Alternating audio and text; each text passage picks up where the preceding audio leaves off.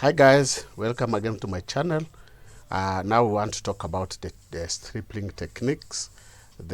In grade 6, this is a shading technique. So welcome to my channel.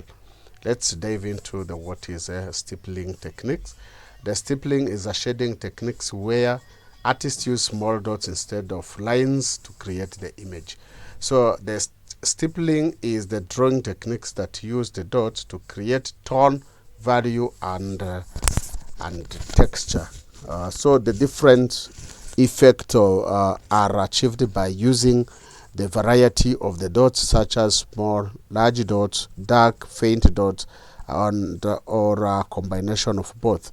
So the dark area are shown by placing many dots to close together, while the lighter area are created by using the fewer dots spaced further apart. So through this method, the stippling can be used to create the smooth and rough texture.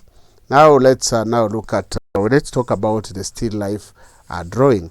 Still life drawing is a setup of the non-moving object arranged on a surface for the purpose of drawing or painting. So the object should be well balanced in terms of shape, size, texture, and the colors.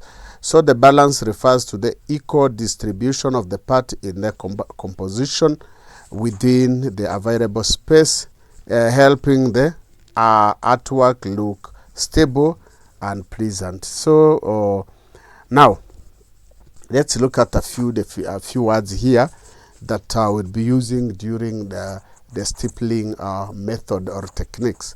Texture refers to the surface quality of the artwork, which can be seen or felt. You can see it or can be felt. You can touch it. So the texture on object is varied by changing the size and the concentration of the dots in a certain area. So let's look at tone. Tone is the lightness or darkness of the surface and help to show form and depth in a drawing. So now during the putting the object on a certain surface, there is what we call overlapping, where occurs when some object or shapes are placed in front of each other, creating a sense of depth and distance in a still life composition. So when drawing, it is important to begin with the sketching. So you sketch. So before creating the transferring the work to the larger surface, you have to do some sketching somewhere.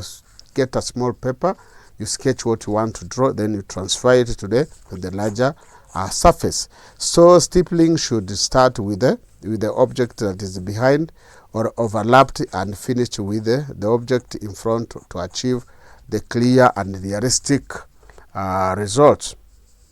Why artists use stippling techniques? It gives a clean and textured appearance. It helps to show the light and the shadow clearly. It works well for detailed drawing and ink, as you can see the image below. How is it work?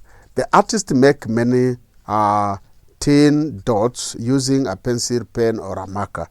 More dots placed close together to make an area look dark. The fewer dots spaced far apart make the area to look light.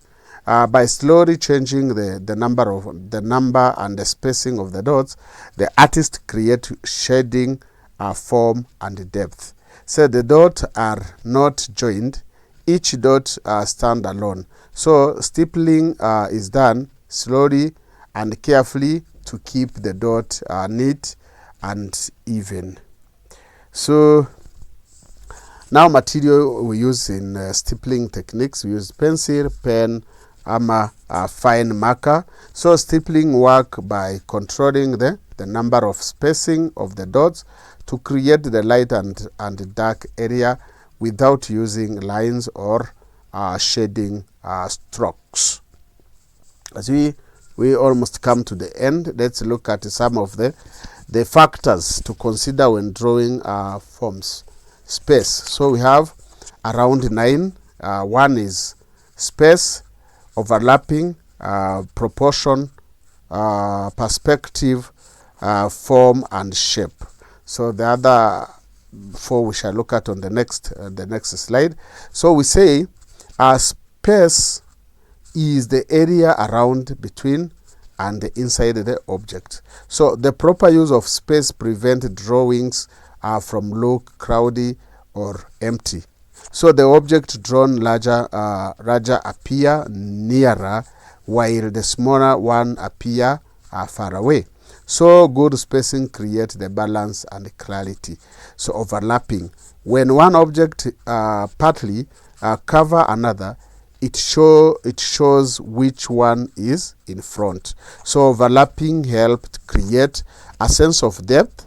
It makes drawings look 3D, three-dimensional instead of flat. So proportion is the correct size relationship between the part of the object or between the object. So wrong proportion make drawings look unrealistic. So for example, a head should not be bigger than the body. Perspective shows the distance and the direction. The object looks small as far as they move further away. Lines may appear to meet at a point or vanished point. Form and shapes. Shapes is flat, that's 2D, while the form was volume 3D. So shading help turn shapes into forms. So forms include cubes, spheres, cylinder, and cone. We've come to the end. So number 6 is we have light and shade, texture, balance, then composition. So light and shade. Light shows where the brightness come from. The shade create the shadows and the depth. So proper shading make the form look solid and real. So texture, the texture show how the surface feel or look, such as rough or smooth. So lines, dots, shading can show a texture. So texture adds interest to form. So let's look at the balance. So under balance, we talk about balance is the even distribution of object. A balanced drawing look stable and pleasing. So object should not all be on one side. It should balance. You balance to your surface. Composition is arrangement of form in drawing. So good composition guides the viewer's eye. It also help to tell the visually story clearly. So we've come to the end of our lesson. This was the summary what I was talking about. So continue subscribing, tell people about Baptist 254, share, tell them what we are doing so that we can grow together. Thank you.